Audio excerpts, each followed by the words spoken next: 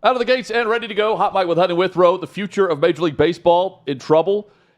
SEC, dominant in football and baseball.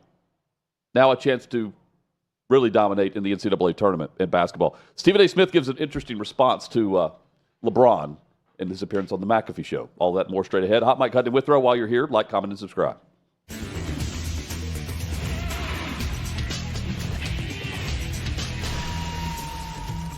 So it's an interesting time for MLB because there are the haves and the have-nots in terms of market size, relevance, historical factors, and the monetary value for the league.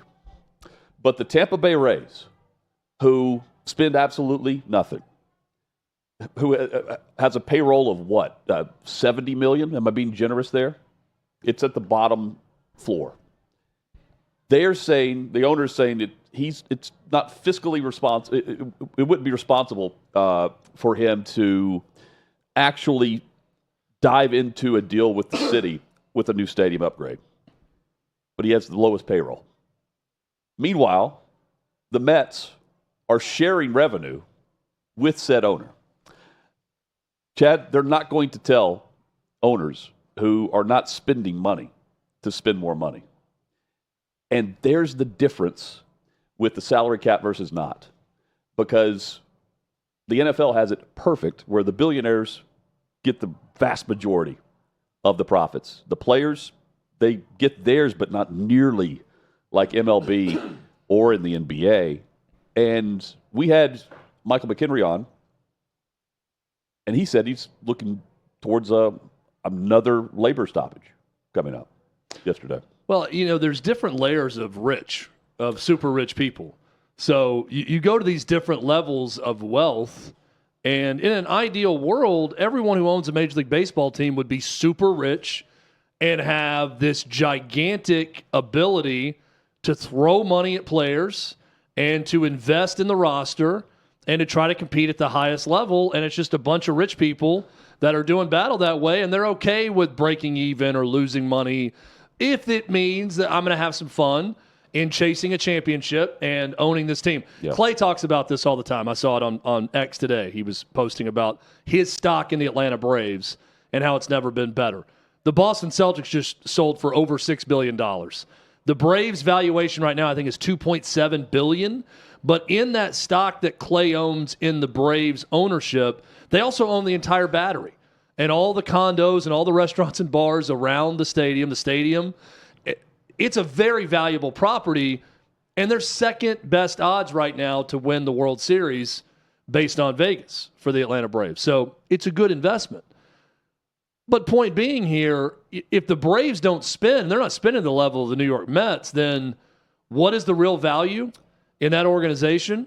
And how tied to wealth the fans of those teams are in baseball. If you've got a guy like Steve Cohen who will spend whatever it takes, does not care, will lose a lot of money on the New York Mets likely simply because he wants to be the New York Mets owner, he wants to win a title, and he's willing to spend a ton of money and lose a ton of money in order to chase that championship. Well, that's great news for the fan.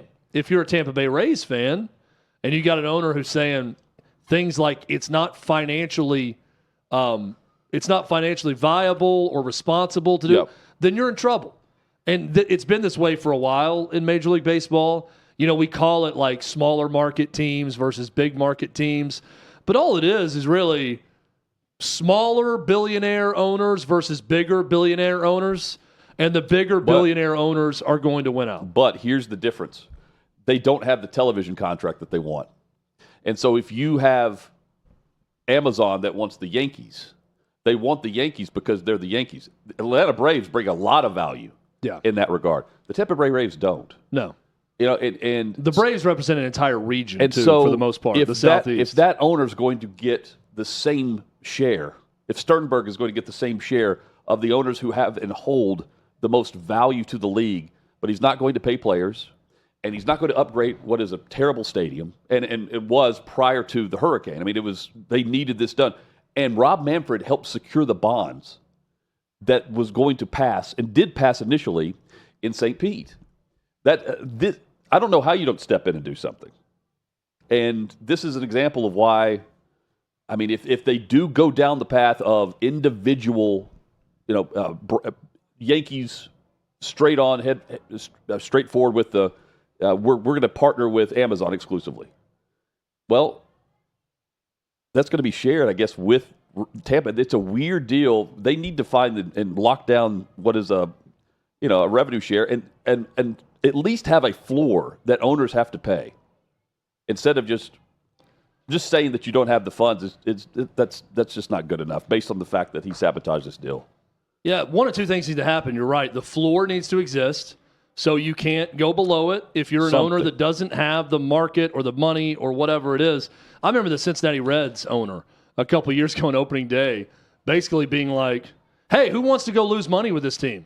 Kind of like you're lucky you get what you have right now. Right, yeah. Like we're losing money every year. Like the smart business would be to move this team out of Cincinnati to a more profitable area, maybe Nashville, as an example. I mean, when you talk in those terms, and he's not wrong in what he's saying, like if this was a straight business, we would go somewhere else and pull this team from here, but we're local people, and we want to keep the team in Cincinnati.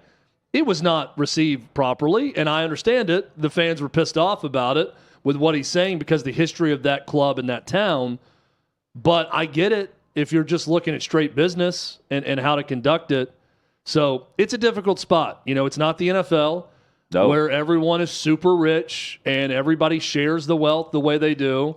It is definitely the haves and have-nots. Now, baseball, because of the nature of the game, does have an incredible way at times of favoring the bold and the smart and not necessarily the rich.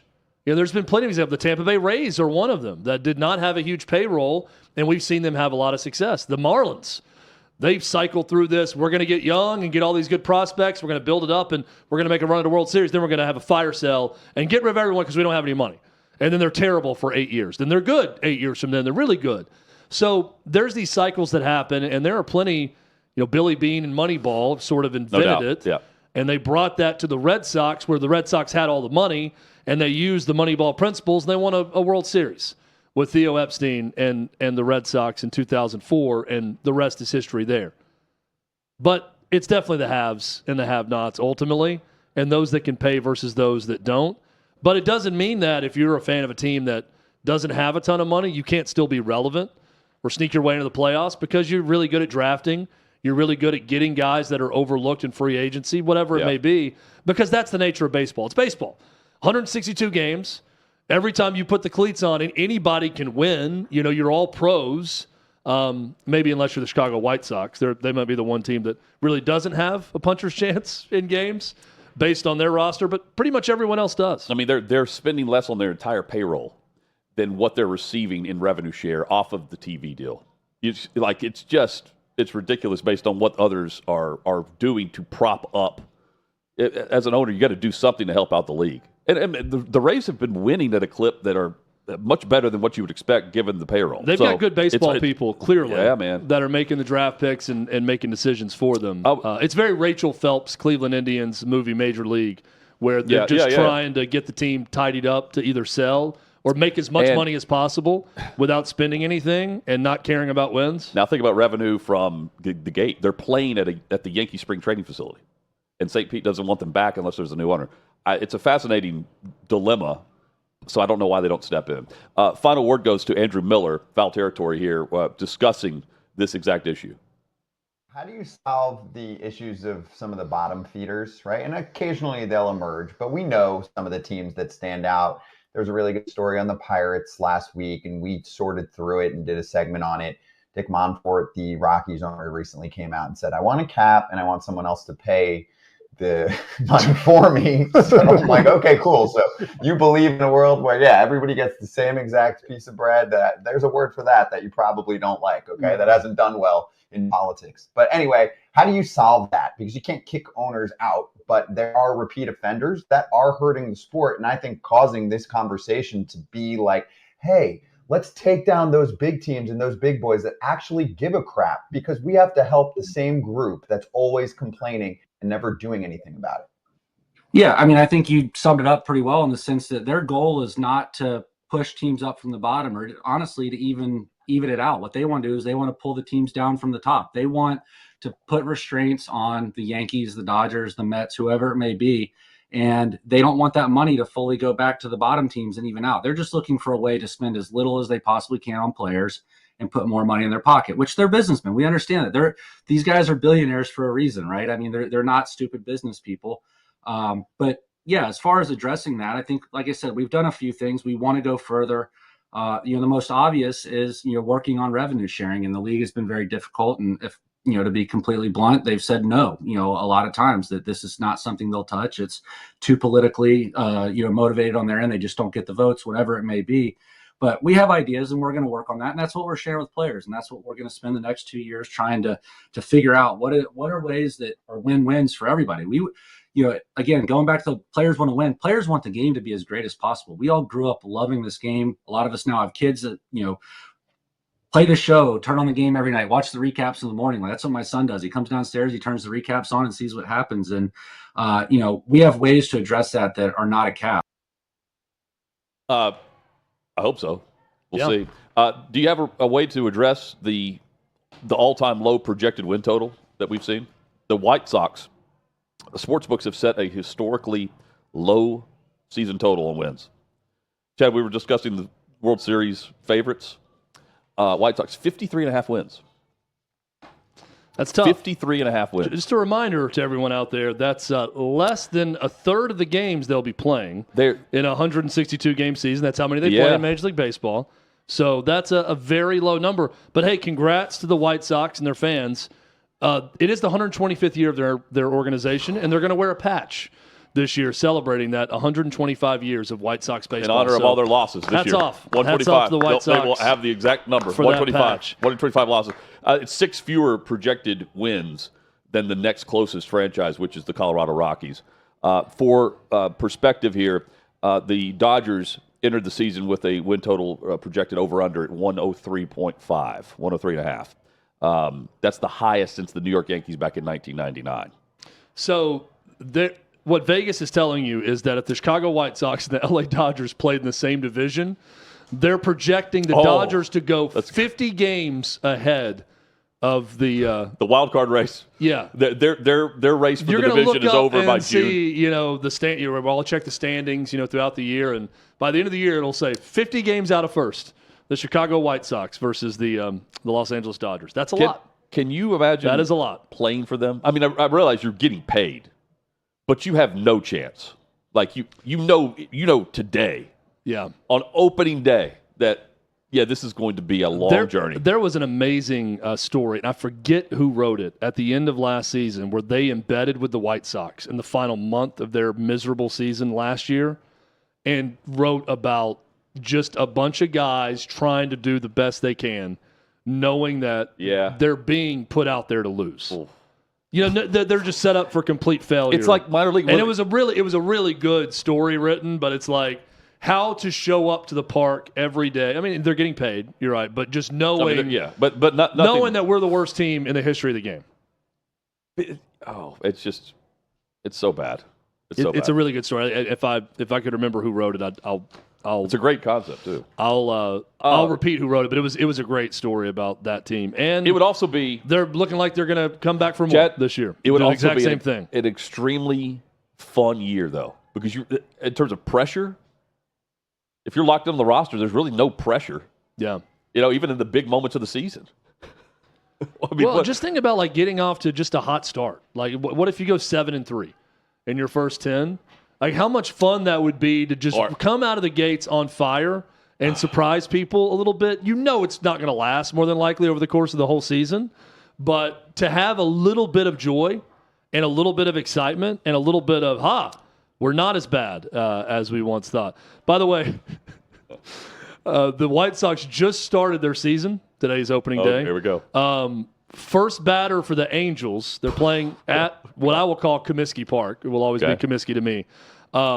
Double for the Angels. Runner on second, nobody out. Yes. Top of the first. And all hopes and dreams. Boop.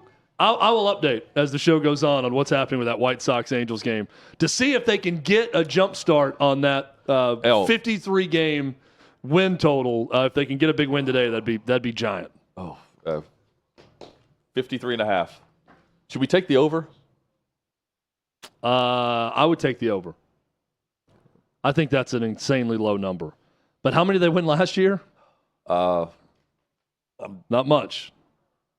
I gotta get the text here. Let's see. Buster Olney. Oh, it was Buster They Olney won and 41 Jesse games a year ago. Thank 41 and 121. Thank you, Chad. Buster Olney and Jesse Rogers. Is that the piece? That's it. Buster Olney. Yeah, that great Good, piece perfect. by them. I know. I thought it was at ESPN. So I mean, Vegas is saying they're going to win 12 more than they did a year ago. I might take the under actually. Seeing that, I didn't know they only won 41. Wow. 41 and 121 last year.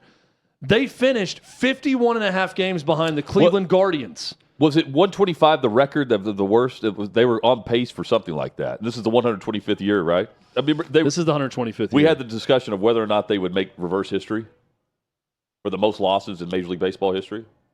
They came close if they didn't set it. They're actually winning some games down the stretch.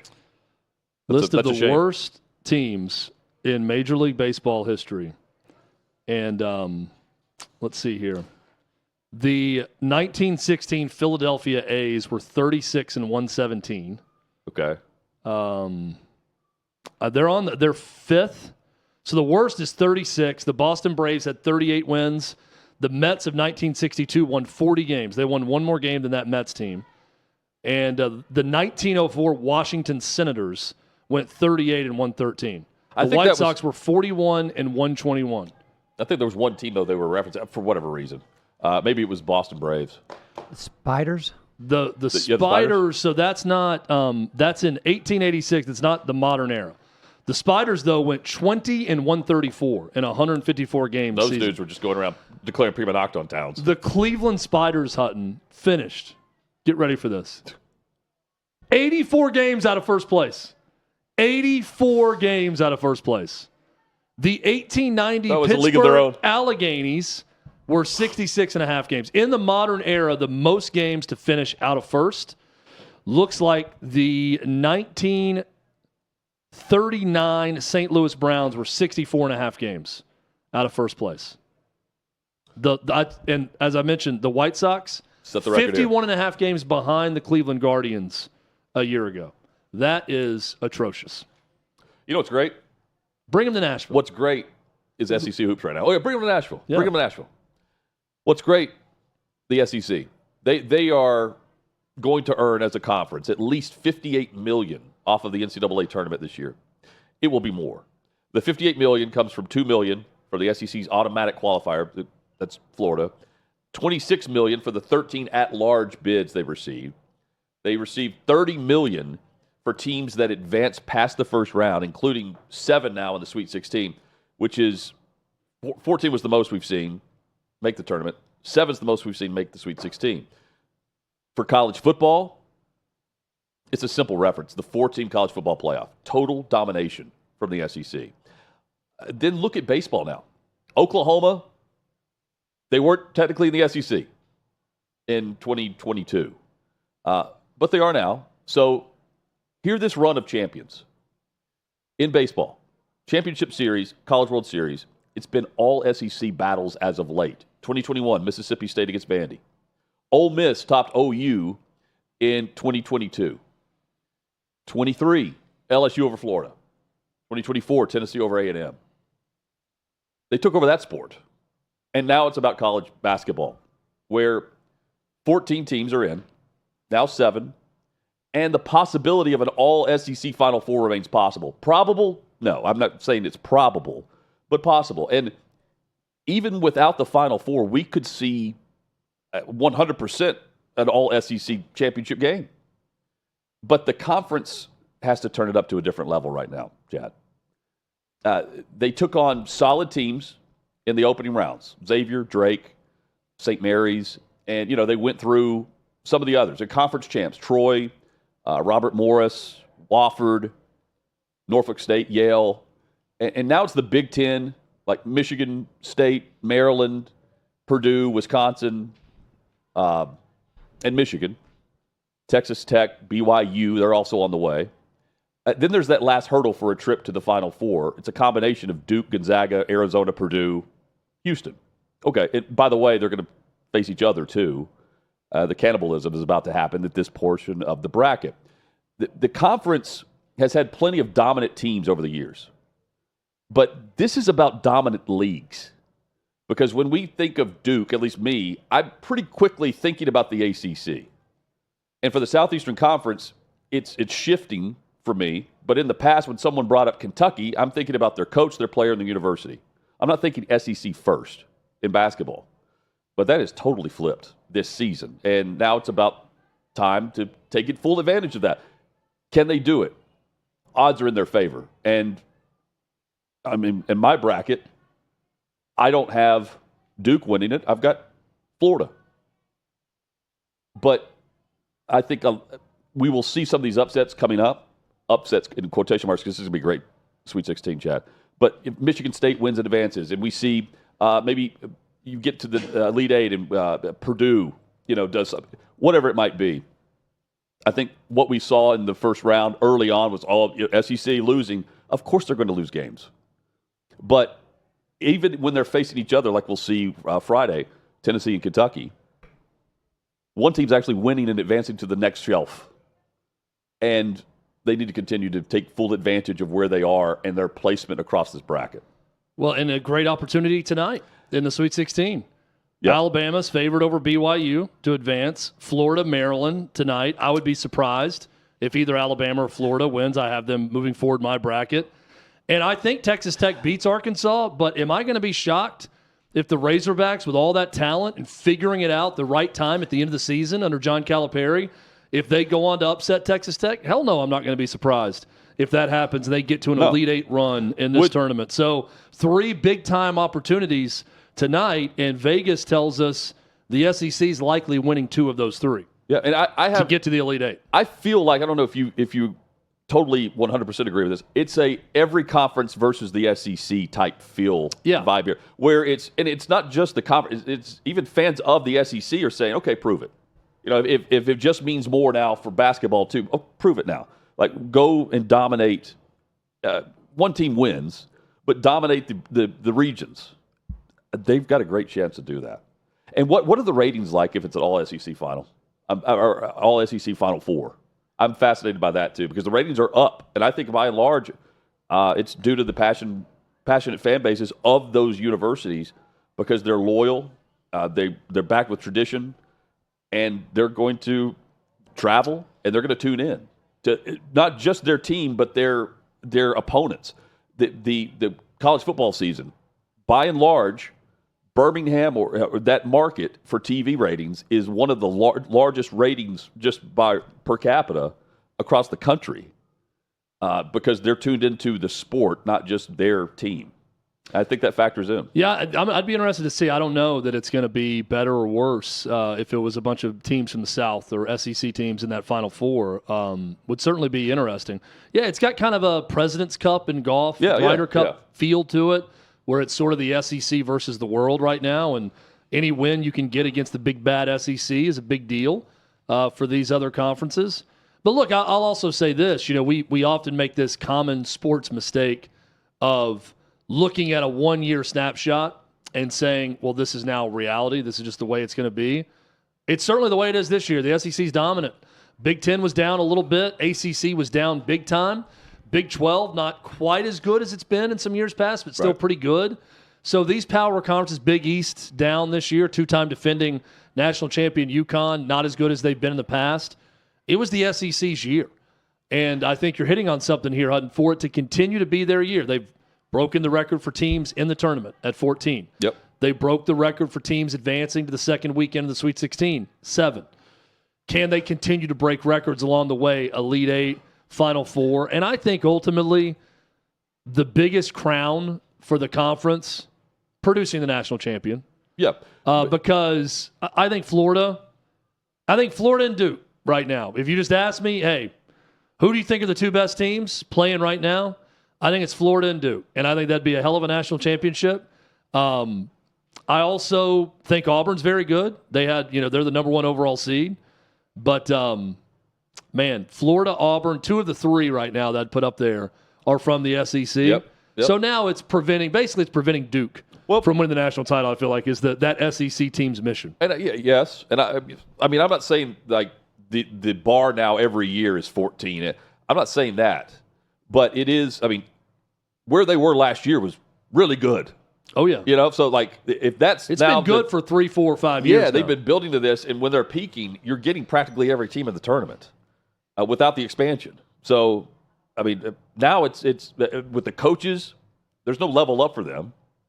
You've got the coaches across college basketball there. It's now going to be it's not just football. And when you go and look at the championships in baseball and just the matchups, that could be basketball pretty easily too. Yeah, the 4 biggest sports. The 4 biggest sports in college, when you look at TV revenue, interest with fans, everything else. Obviously football, men's basketball, women's basketball, baseball. Right now, the SEC owns 4 of those. All 4. They really do. They've long been the best in women's basketball, right? I mean, wouldn't everybody agree? Outside of UConn, women's basketball is owned by the SEC historically. Yes. College baseball hasn't always been the case, but far and away the best conference right now in America. Football, not its best year, but right there with the Big Ten in football. I would say the SEC is the best. And then men's basketball right now is clearly SEC dominant. How about this story right now in Major League Baseball? The entire MLB app is down right now. After they are telling people to pay $100 for the season.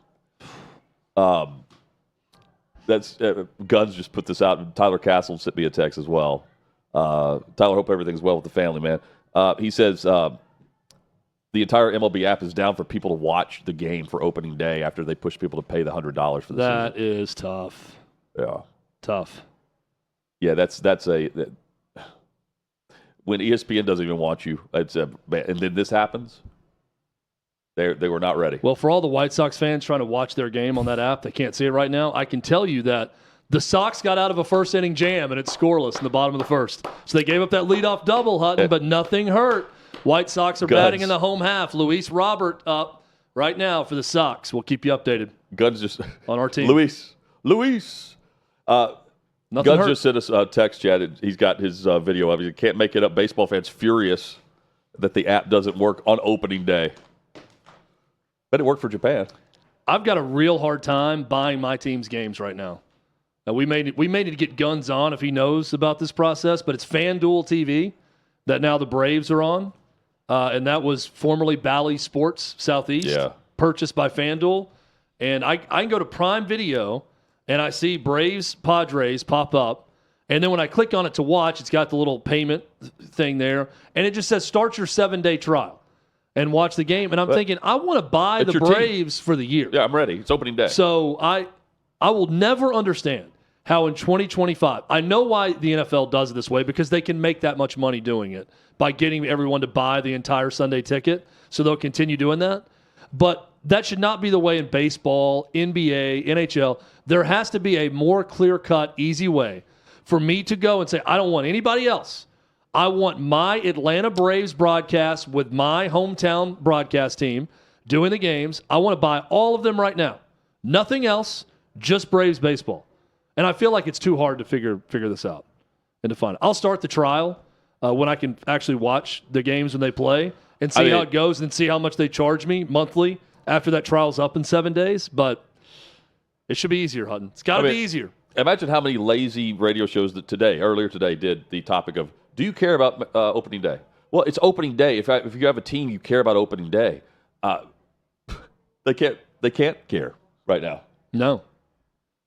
You care less now. Either one of two things are happening. You care more because you can't watch your team on opening day, or you care less because Major League Baseball can't figure it out well enough to get you the game that you're paying for. Chad, back to hoops. By the way, Guns is going to join us coming up in about 10 minutes. Tennessee, Kentucky, Sweet 16 matchup. And Tennessee has more on the line here. The pressure feels like it's on the Vols. Even with the history of Kentucky, the fact that they're here after Calipari wasn't getting them there, and they change over. This is a weird vibe going into it, and Tennessee's favored again. Yeah, look, I think this is the biggest game in the history of Tennessee basketball that's going to be played tomorrow night. Okay. They've played in 2 Elite Eight games. They've never advanced to a Final Four. They've won plenty of big-time regular season games. None of them compare to this. The only one you could even point to was versus Memphis, 1 versus 2 under Bruce Pearl. Still maybe the most or second most watched game ever in the regular season on ESPN was Tennessee's win over John Calipari in Memphis. That's a big one. This is bigger. This is your arch rival. This is the hated Kentucky Wildcats that major in basketball, and you don't at Tennessee. You're still a football school, but basketball has become a huge deal. It's been a big deal for a while in Knoxville. It's an even bigger deal right now. I think it's the biggest game in the history of Tennessee basketball, and it's really a culmination of everything Rick Barnes has built. I think somehow he's still wildly underrated. I don't understand anyone questioning him. He is a premier elite coach in college basketball. Just some of the stats. This is their 3rd straight Sweet 16 trip, school record. This is their 7th consecutive NCAA tournament appearance, school record. Yes, I know COVID shortened year at the SEC tournament. Likely weren't going to make that tournament unless they went on a run in Nashville that year. Still, 7 straight NCAA tournament appearances, a school record. He's beaten the hated Kentucky Wildcats with all that history and all those wins and all those SEC and national championships, beaten them 11 times. His 12th win over them would be the biggest of his Tennessee career.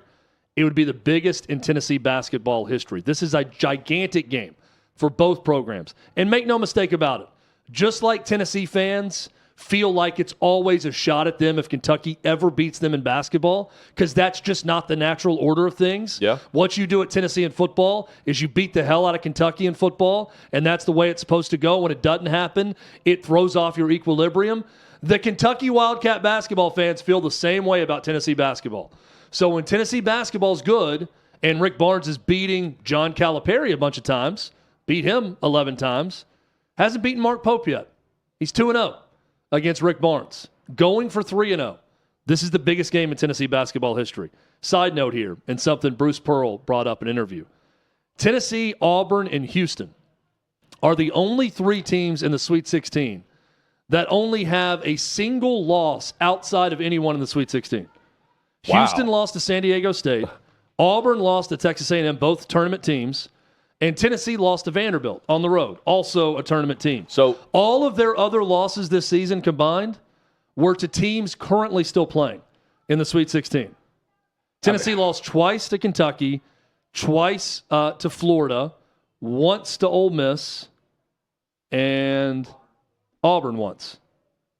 That's it. That's crazy to think about. And they should have beat Auburn when they played them on the road at Auburn. So everyone else had at least 2 losses. Everyone else Outside has the at Sweet least 2 losses outside.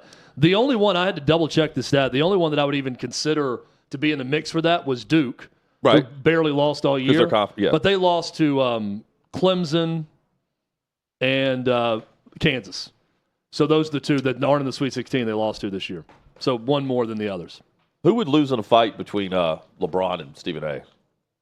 Stephen A. Smith. This continues to be That the fuel of. I'll take LeBron James in that one. He's a big professional athlete. So the Lakers were coming through Indianapolis, played the Pacers, and here's LeBron, who stopped by with Pat McAfee.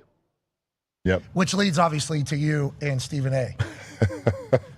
Hey, legit, that feels like a moment that had been brewing for a long time. He's like on a Taylor Swift tour run right now. Oh yeah, yeah, we're watching it. Yep. We're all seeing it. Oh yeah. We're all, you're seeing it as well. It's, He literally, it started off with, I didn't want to address it. Yeah, sure. I didn't want to address it. I wasn't going to address it. But since the video came out, I feel the need to address it. Yeah, on fire. You would be not to talk about it. Are you kidding me? If there's one person that couldn't wait to the video to drop so you could address it, it's your ass. Like seriously, it's, and like another, he completely like missed the whole point. The whole point. Never would I ever not allow people to talk about the sport, criticize players about what they do on the court. That is your job, to criticize or to be in a position where, okay, if a guy's not performing, that is all part of the game. That's all part of the game. But when you take it and you get personal with it, it's my job to not only protect my damn household, but protect the players. And I think a lot of the media, including him, and I know he's gonna be happy as hell. He's gonna be smiling from ear to ear when he hears me talking about him again. Oh my God, he's gonna get home and grab some ice cream out of the freezer and sit in his chair in his tighty whities on the couch. I hope at some point you two do get a chance. But you're right. Dude, relax, bro. Relax. Seriously. He's talking about Bronny and the criticism of, demanding that he was playing with his son and all that. But so here's Stephen A's response to what LeBron said on McAfee. I suggest that he be happy with the things that I haven't brought up. I never brought up really and never really discussed why you were not at Kobe Bryant's memorial service. I never really brought up or discussed why you did not attend Dwayne Wade's Hall of Fame induction when that man was directly responsible for you capturing a championship for the first time in your career. I brought up none of that. I didn't bring up the fact that even though when people had asked, you had alluded to what had happened tragically to your son, and thank God he's okay with his heart condition. I didn't bring up the fact that even though you couldn't go to the Hall of Fame induction of Dwayne Wade weeks earlier, you were out of the country on business. I didn't bring that up. That's your personal business, okay? But the fact is you wasn't at the Hall of Fame induction of a brother that's going to drastically assist to you being a Hall of Famer because he helped you become the champion that you are, and he was a big brother to you. I brought up none of these things. But LeBron James, at the end of the day, wants to come at me, and he's walking around pouting. Why would he be pouting? The man is 22. He is universally recognized as the Mount Rushmore of basketball. He is unquestionably one of the greatest players to have ever played basketball. I have him top 2. Stab me in the chest. Crucify me. Throw me in jail. Of the thousands upon thousands of players who have played in NBA history, I have this man number 2 overall in the history of basketball, despite Kareem Abdul-Jabbar being a 19-time All-Star, a 6-time champion, a 6-time league MVP. It was the greatest, the most trusted move, offensive move in NBA history with the Skyhook. I still had him ahead of Kareem Abdul-Jabbar. It's not enough. So much so that you go this route. It's very unfortunate that he has done this. It's very unfortunate that he has tried to ostracize me amongst the NBA community and the sports world and beyond, talking about how I talk about I'm pooping on the players and all of this other stuff. They don't bring up all the time we praise the players. I applaud them when they win. I criticize them when they're messing up in an effort to make sure that you don't do it again. I'm not wishing anybody to fail, but I have to call it how I see it because I have an audience to answer to. All right, consider this. This is the same network that propped up Bronny and LeBron. And it was after like, everything was on the up and up. And now they're backing Stephen A., who they've just paid a boatload of money to, and they're telling him, hey, you got to talk about this because it's between you and LeBron. And it happened on the day that they announced his contract. Point is this. The day he came up to me was the day my new contract was announced. So he knows, like everybody else, it's going to be a little while before I go away. I was here before he got here in 2003. And in all likelihood, I'm going to be here when he's gone. You got to deal with that, bro. Plain and simple. It ain't a crime for Michael Jordan to be a GOAT. But clearly, it's a crime with him. And he goes through all of these histrionics and all of this other stuff with Pat McAfee. Be my damn guest. Love Pat McAfee show. Great job. And any other show on ESPN, y'all continue to do what you do. But LeBron James coming on any show on this network or any other doesn't escape me. Let's go on with First Take. That last part is what they're building towards. This feels like they're working together in a weird way. Yeah, it's a work. Now that at the very end of it, because LeBron, when he announced that he was taking his talents to South Beach, we're all tuned into that, right? It's always the summer of LeBron. He went on Pat McAfee, go on First Take, right? Go head-to-head with Stephen A., and not this back-and-forth telephone game. LeBron doesn't want us talking about nepotism. He this idea that Bronny is he created his talent on his own, like the NBA talent on his own. It's ludicrous because LeBron created this public spectacle that Stephen A is talking about, and now there's this like behind the scenes drama that they're airing live on air. It's odd that LeBron's going on Pat McAfee to air this, and now you got the back and forth between the two happening on ESPN, the same network that backs LeBron fully when it comes to Bronny. Yeah, let's back up. First off, I thought LeBron James was good.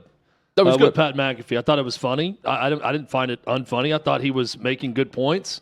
He was sort of joking about it, and when he's like, I don't want to talk about this here, and LeBron's going to say, dude, and he says, MFer, this is what you do. Like, you air stuff out. Like, we can talk about it. You're going to go talk about it every which way you can, right? Whenever you can. So no, I like that from LeBron. This is a giant win for LeBron James. Stephen A. Smith, based on that first audio clip, needs his ass kicked by LeBron James or someone else. He's begging for it in a weird way. Also, like the stuff he's bringing up. I mean, I'm not going to get personal, but let's talk about why you weren't at someone's funeral, or why you weren't at the Hall of Fame induction, or what you said or asked when your son had a cardiac arrest. What the hell is he doing? And he talking about, I mean, when you just allude to things like that, I don't know. And you get people mysteriously thinking about the worst possible thing on that. If I was ever a friend, if I'm LeBron James, and I ever considered Stephen A. Smith even an acquaintance or a friend where I would talk about things with him, and he's airing those things even in question form and trying to brag on himself like, I didn't bring these things up. It violates the code. It violates every code, and I would kick the ever-loving shit out of him if I was LeBron James. Here's what we don't know. Did LeBron say something in the interview? We're playing a clip there. Did he say something in the interview that is like code for something with Stephen A. about? No. He's I didn't watch the full interview. I watched it. There's no code. No, that we wouldn't know. That he's referencing, then some hinting at some that like pissed him off more. Yes, like some off the record thing of that he's again. I don't know why Stephen A. got so mad about what LeBron said. Honestly, well, LeBron approached him at the game. That goes viral. There's got to be more to it beneath the surface that LeBron is like teasing about. And by the way, I think it's again. I'm going back to this. It is fascinating that he's doing this on McAfee. Because that was the rivalry played out, right? The salary for McAfee, Stephen. He's not doing this on Mind the Game, which is his podcast he's relaunching with Nash. So, that's where he would normally go do this. LeBron. Yeah. And he's doing it with McAfee. This is going to lead to a one-on-one. Well, they were in Indianapolis, where McAfee does a show for the game. But LeBron could have done it whenever he's in town. It timed up well. He was good with McAfee and the guys. I'm normally not one who finds LeBron James overly likable, but I thought he was pretty likable in this interview setting, and he was likable talking about the feud, and he seemed more lighthearted about it. And then you go to Stephen A. Smith with this total over-the-top reaction that, again, if we're clipping this, the title is just Stephen A. Smith needs his ass whipped. That's what it is. That's my take from that first bit of audio. I could not believe the things he was inferring. But this is, I know. But it went from that level when Stephen A's at a level criticizing Bronny James. And the fact that his dad got him into the league and on the Lakers, that's just a fact. It is a fact. The fact that he was playing the role of a father in a way. But that's, again, the day that he announces his contract, he's sitting right underneath the basket, which is fine. LeBron James. You see what I'm saying? It feels very structured in a weird way. I don't like how LeBron James went about getting his son a spot on the Lakers. We've talked about it ad nauseum. I don't like it. But I understand what he's saying, right? His explanation to Pat McAfee is like, look, if you come after my family, I'm going to defend my family, but also I defend the players. And he's also a player on this team, so I'm going to come out and defend that. I think it was probably an over-the-top reaction to Stephen A. Smith to begin with, but now that it's escalated to this point, one of two things are happening. Either Stephen A. Smith really does want his ass kicked, or it's a work, and he's gonna go on First Take when the season's over, and they're gonna have some Frost Nixon like showdown for an hour against each other, and it's going to break ratings records. It's still the same network that bows to LeBron. Wait, what was it? Shelley Smith? Who was it? It wasn't Shelley. Ramona Shelburne. We played this clip about just prior to the draft about the talent level of Bronny and how he was he was so phenomenal at the NBA Pro Day. You remember this? Yeah. Oh yeah. That was then, and now we have Stephen A. going at it with LeBron, and it's all on ESPN. It's a lot like the McAfee Norby Williamson thing. And Stephen A. got involved in that, too. I think it's a new page out of the new ESPN playbook. I think ESPN is changing. They're evolving. If they're going to pay someone that much money, they're going to be okay with someone adding something to their Wikipedia description of who they are. This is a Wikipedia controversy now. If you go and read about Stephen A. Smith, a feud with LeBron James, that's great for First Take and ESPN. So I think they're all for it. It's interesting that the Kendrick Perkins says LeBron James needs to stop. I'm so sick of him with this. Oh, how the league is covered because he wanted to be covered a certain way. That is his overall complaint. Is how the look. And now it's about I'm again. I'm all for criticizing LeBron for those things. I want to know what else has gone down here because there's more than just everyone has talked about Bronny. I just think when you infer personal things like that and you even bring up the image of a question that was asked when his son experienced cardiac arrest, like what in the world are we doing here, guys? Well, what are we doing? But his point was, why weren't you at Kobe Bryant's memorial? But his point was made by saying this at the very beginning. For all of what you say, I'm saying, and you hear me say, how about what I don't say? Yeah, but now I'm going to say it. And then he proceeds to say it. But I'm saying there has to be something that Stephen A. is insinuating, I think. But there's got to be something that LeBron mentioned to McAfee. First off, he went on McAfee. Second, there's got to be something he heard that pissed him off to this level. The next morning. Well, I don't care what it was. Unless he said something personally you can't go about there? Stephen A. Smith that everyone knew. I don't know what any – I mean, if it's like some code word between the two of them, that's not enough to set Stephen A. Smith off to go get that personal with him. Yeah. Again, I think it's way over the top by Stephen A. Smith, and it is I'm not some Stephen A. Smith hater. But it's also, it's both. It's initiated by LeBron being DBAP there, because everyone knows what went down. But Stephen A., if it's the fact he went there, I don't think LeBron would ever. It's not a work just based on that. LeBron wouldn't want that if he's controlling everything. Again, it's over the top for both, and Stephen A. is breaking the code there if it's not something that LeBron is threatening to drop to. Well, we'll cover the next chapter of this. I want to see LeBron James' response to all of it. Because real quick, I guess the ball's now in his court. We got Gun Show coming up in a minute. I want to know this too. Who's going to be the reporter who asks specific questions now about what Stephen A. brought up to LeBron? Oh, there's going to be some sports information person, media relations there saying Excuse me, you can't sir, ask questions about it. Which is your favorite Godfather film? They're going to cut that off right away.